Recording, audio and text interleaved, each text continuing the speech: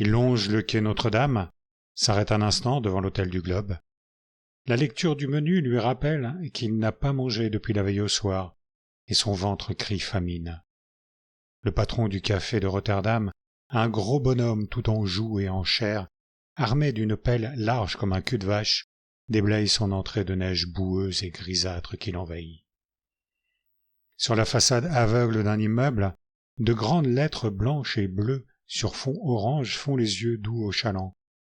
C'est une réclame pour l'apéritif du Bonnet, avec cette phrase en guise de slogan « Vin tonique au quinquina ». Son père, Joseph Ratjus, aime bien le Dubonnet. Georgette, sa mère, l'apprécie beaucoup moins. Elle dit que le vin ne tonifie que la bêtise. Et pour mieux confirmer son analyse, plusieurs affiches sont collées juste en dessous de la publicité. Elles promettent des récompenses contre des dénonciations de juifs et de terroristes.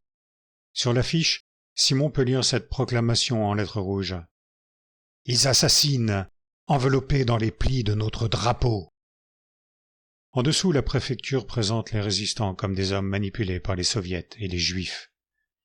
Simon accélère le pas. Un froid terrible l'enserre tout à coup.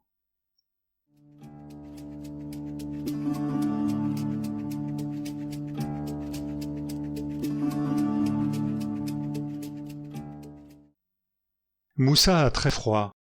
Depuis qu'il est arrivé au Havre, il a surtout ressenti les aléas de la pluie, ces trombes de flotte qui tombent du ciel, à faire le bonheur du marabout ficelle de son bled sénégalais. Les Havrais emploient souvent l'expression « il pleut comme vache qui pisse ».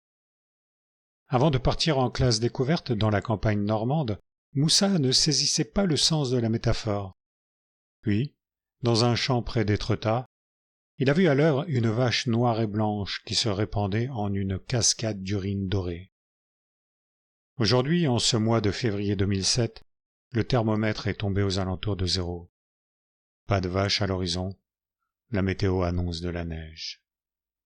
À 16 heures, la sonnerie du collège Jacques Monod retentit. Il ne faut pas plus de 2 minutes pour que le hall de l'établissement s'emplisse de mômes hilars, aux frusques bariolés, les écouteurs de lecteur MP3 fichés dans l'oreille et la démarche chaloupée.